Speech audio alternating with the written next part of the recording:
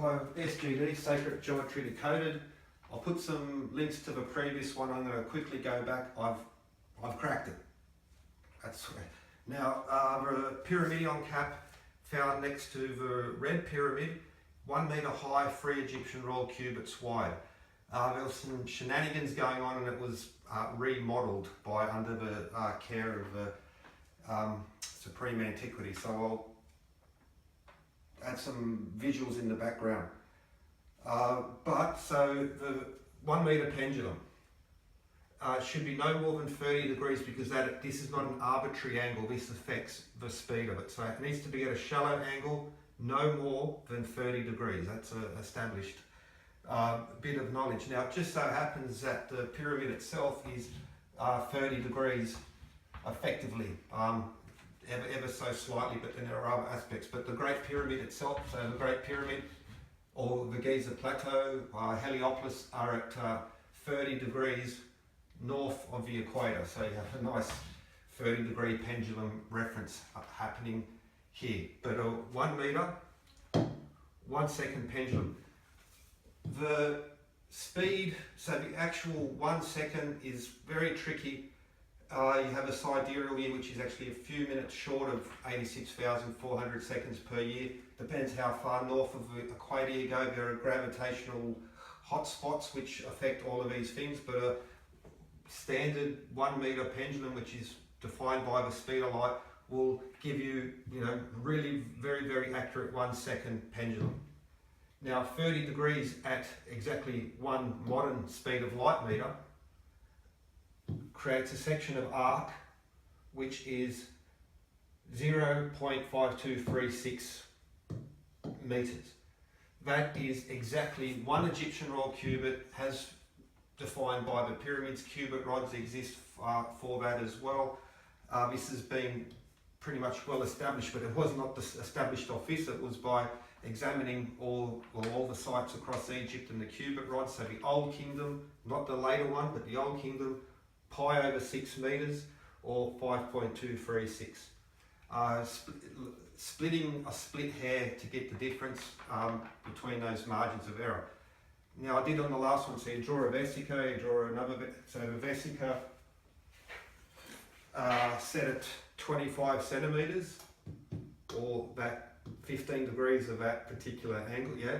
So 25, just draw a circle, draw a circle, draw a circle. You've got the vesica, this double vesica, these 3 circles. You'll also find in Rosicrucian, the old Rosicrucian text, in all sorts of alchemical, hermetical texts, you will find not just the vesica, but this specific one of 3 circles. Now, because of that's 25 centimeters, what we do is we've divided, using the axis, we've divided the circle into 3 equal portions. Each portion of arc is exactly that distance. So each one of these is exactly 1 Egyptian royal cubit, making that 1 metre high. The pyramidion cap, the red pyramid, 1 metre high, 3 Egyptian royal cubits wide. Now, astronomy. Now, I did it in the previous video, I'll put that link, but let's just have a look at that. So 25 centimetres, 1/4 of a allegedly modern metre, which encodes the second and the cubit. That is exactly 0.2734 0.33246 yards. Okay, 0.2734 0.33246. 75 centimeters up here is 29.527.559 inches. So, rehash again, because this is what's encoded in this stuff. Now, Sun, Earth and Moon. Firstly, a full moon happens on average, 29.53 days. So because of the elliptical nature of things, not always exactly the same. Full moons do happen every 29.52755 days.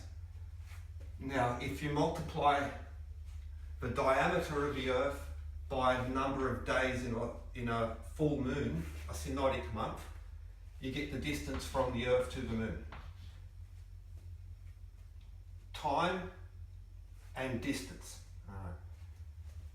Now, there's also a sidereal month. So we have a fixed star. So every 29.5275, on average, because of it, the moon will orbit the Earth in relation to the sun. Sun, Earth, moon orbit. But then there is, so that's the synodic, SYNODIC month.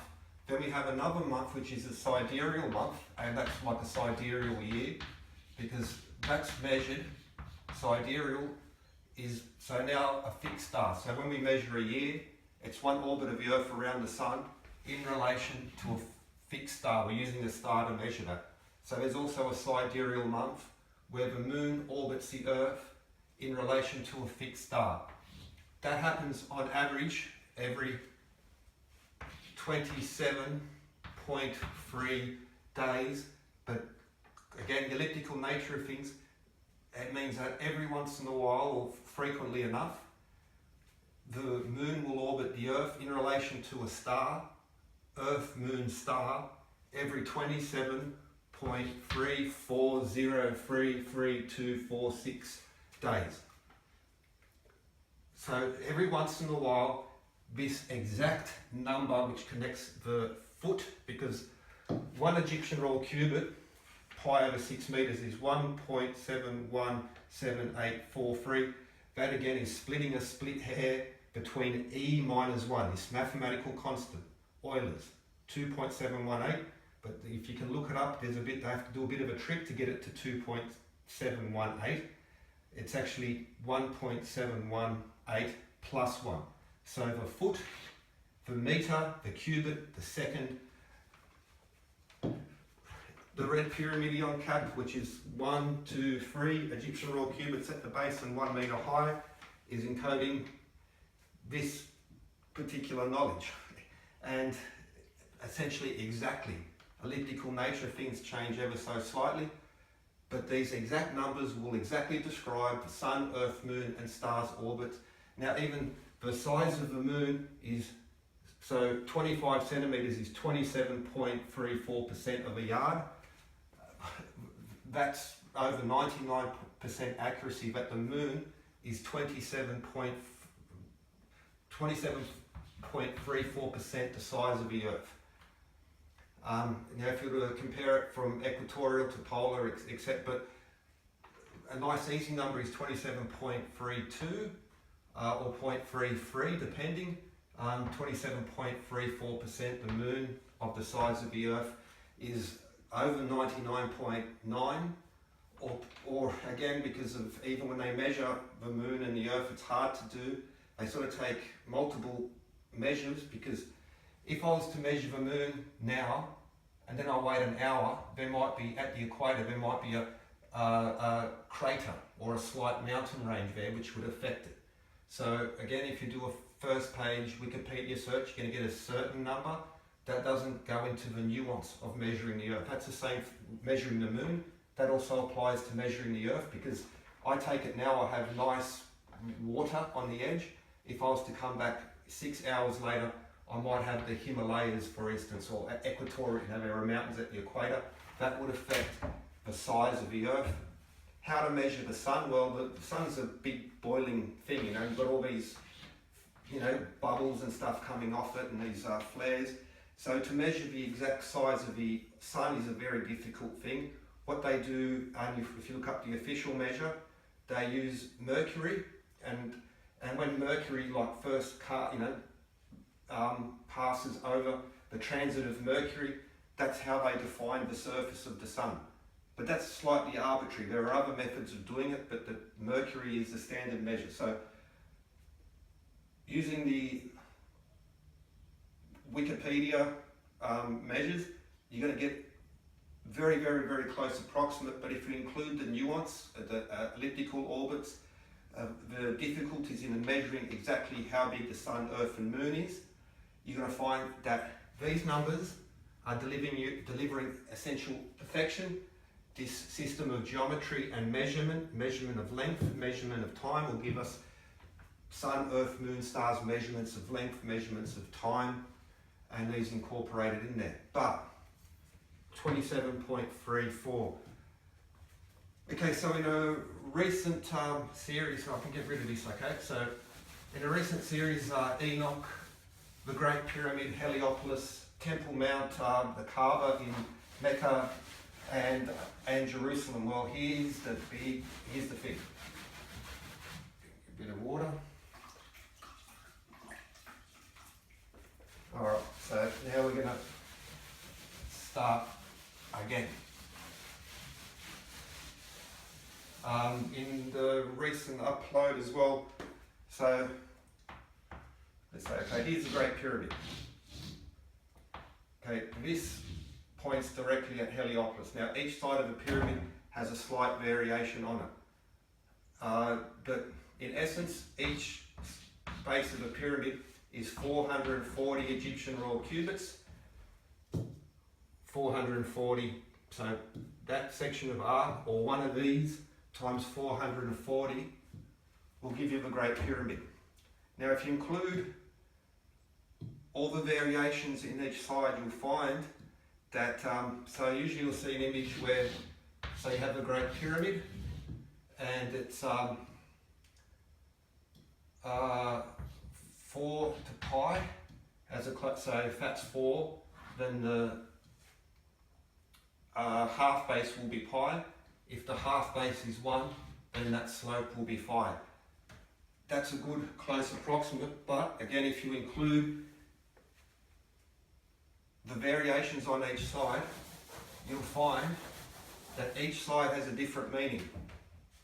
For instance, Heliopolis is astronomy and time through the pendulum, so over to Heliopolis, the ancient centre where Greco-Romans learnt their astronomy and their geometry and their timekeeping. They're not shy about telling us that. That's the Heliopolis, okay?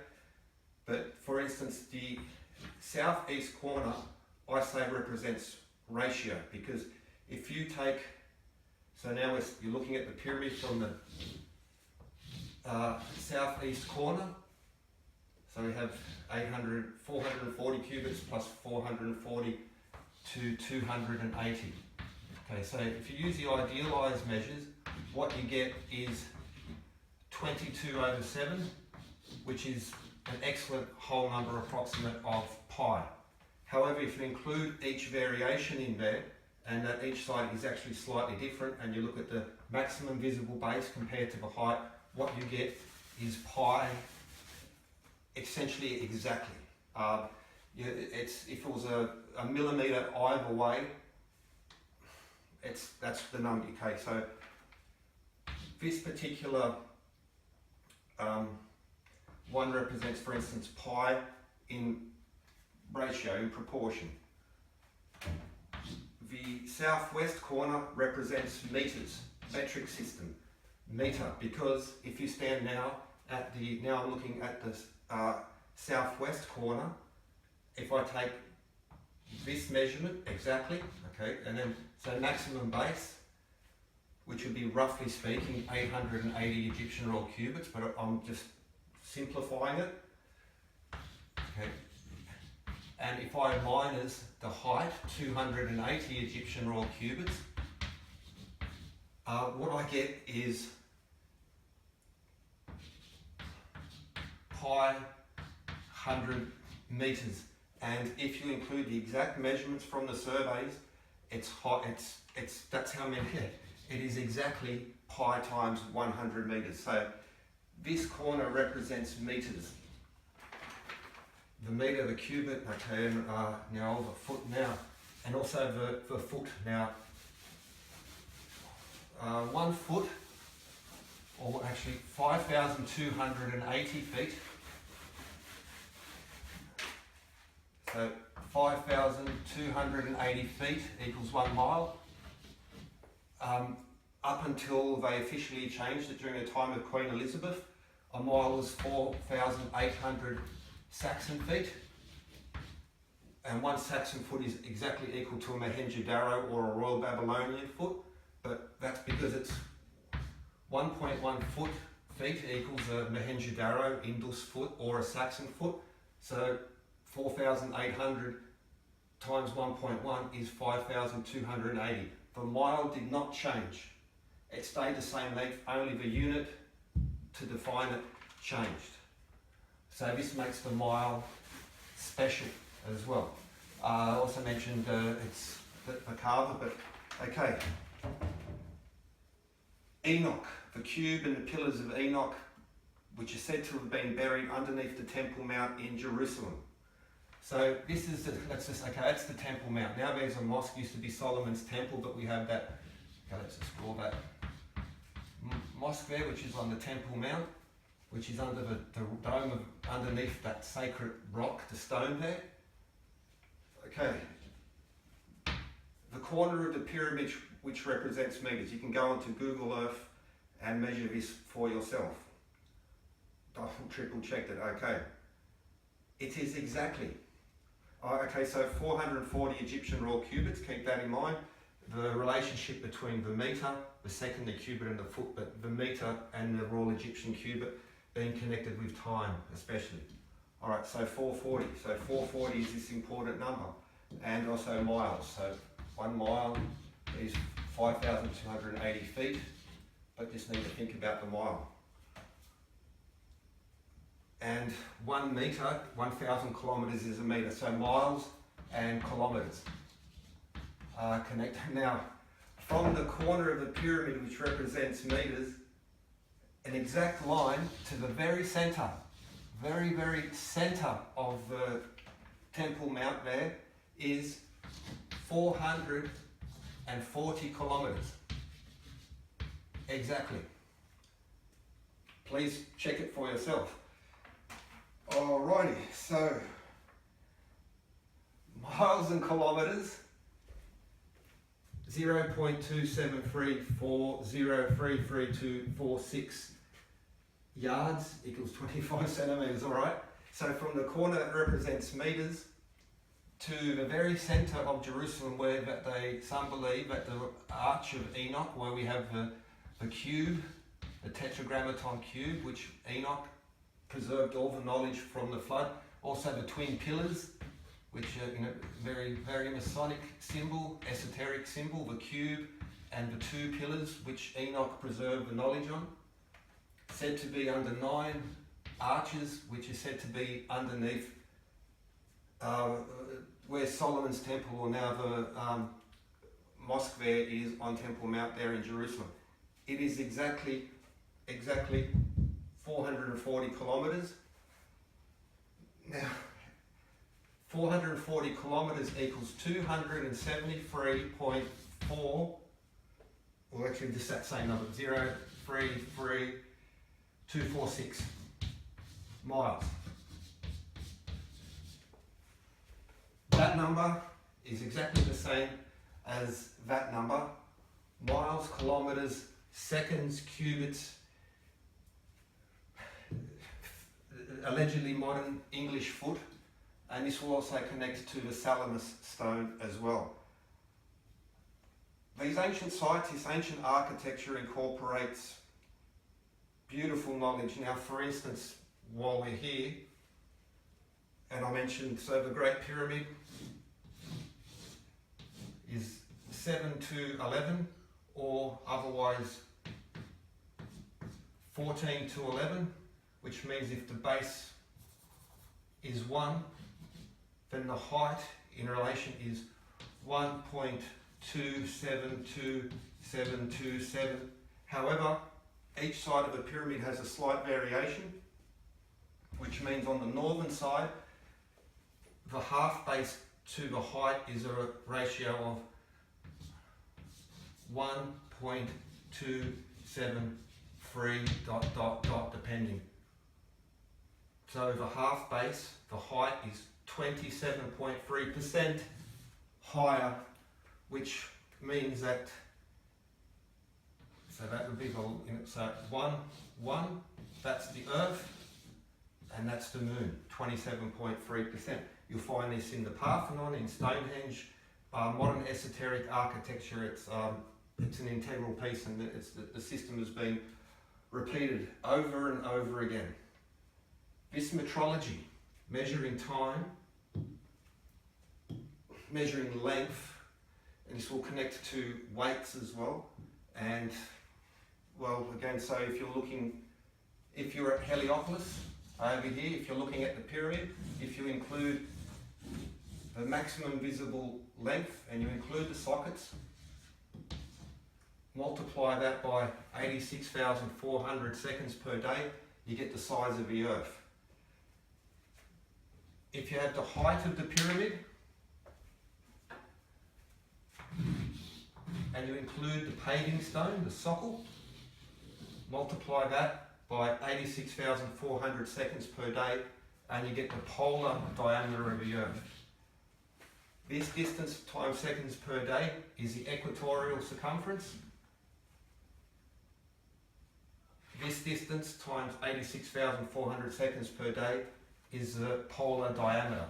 And you've accurately described the Earth, including the oblate spheroid, which also defines the Moon and the Earth and the cycles of days and length proportion, which will join us to New Jerusalem. Now, if you were to draw a line through there, that's going to take you directly to the Kaaba, and it's within 60 feet of being exactly 800 miles. Is the Kaaba being moved since the pre-Islamic days, because that cube was there before. It was surrounded by 360 idols. So that's another thing. But the corner of a pyramid, which represents meters, is exactly 440 kilometers to the very center of New Jerusalem, where the the Arch of Enoch, the twin pillars which preserve the knowledge for the flood, as the legend goes, and we also have the cube which has the tetragrammaton in there. Coherent, exact, profound. Please, go on to Google Earth. Look, you can go and check these things. And it actually gets much deeper if you include the Salamis stone, which incorporates Doric, Ionic, Samian, as well as the modern English foot over 500 BC at least. Now this corner of the pyramid, no one side of the pyramid is exactly 756 feet. The southern face is basically 756 feet and 1 inch. The eastern face is 755 and 11 inches, which basically means that this corner is imperial. This corner is meters. This corner represents, time, astronomy. Each corner of a pyramid, for instance, the northwest corner represents 2-dimensional and 3-dimensional geometry, which would also link to this particular, actually linked to this 1.273, which is 4 over pi. And it can be measured, and this is the code that if you embed things in architecture, once you understand the units of measure, so first you begin with proportion. From proportion, and you can find the unit of measure. For instance, if you see let me get a different chalk. For instance, just imagine this is a standard Greco-Roman column. Alright, doesn't matter what type you use, and you have that section there at the top, and you'll see 3 little bars. That's called a triglyph. This triglyph sets the proportion for the rest of the temple. The temple builders leave little hints. For instance, at Borobudur, the statues of the Buddha, what they call a tala, from his head to his chin, which was also incorporated in Vitruvian Man. This is used across cultures as a stand. Man is the measure of all things. That sets out the rest of the temple design. But temple builders will always leave hints as to what unit to use. So first you can observe the proportions, and you say, well, that's just coincidence, they just by accident made this. But then they leave us hints to break down the units, and then the units will deliver us to special numbers at exactly the point which connects between multiple sets of other units of measure to incorporate profound geometric, astronomical, musical, and mathematical knowledge, and, well, time, length, pi, okay, so pi over 6, one Egyptian royal cubit is pi over 6, so in regards to the cube, so a sphere within a cube is a ratio of area, of volume, sorry, so a three-dimensional sphere inside a three-dimensional cube is pi over 6 ratio of volume. No one thing means just one thing, each thing leads to another thing. This is measurable, pi, phi, Euler's, other constants. I'll leave a link to Alan Green because he goes into these other mathematical constants that are built into the pyramid. If you look into the other architecture, and including the stone ships in Sweden, stone circles in the UK, Karnak in France, across the Middle East and around anything that's sort of roughly around the Mediterranean, including Indian temples, ancient Indian temples, incorporate all of this. But Jerusalem, now I could go further, so just an intro, but this, yeah, what can I've laughed, pound my own drum, but I cracked it. This is, and if you consider all the other stuff, and you try and be the Quadrivium, Hermes Trismegistus, the 7 liberal arts, especially the Quadrivium, it's all there, it's all in here, and it's been left to us through symbols such as the clock face or the foot, or also the allegedly modern meter. And it's just very interesting that the modern meter, which now defined by the speed of light in a second, just so happens to correspond to these ancient stuff at an exact point. So this is based on the meter, quarter meter, quarter meter, quarter meter. The imperial system delivers there. Now, if you convert it into Doric, Ionic, long feet, and these other known, verified ancient units of measure, you'll find the same pattern of profound knowledge where it's the square root of 3, square root of 5, square root of 2, and it's there. It's all there to be measured. And have a good one.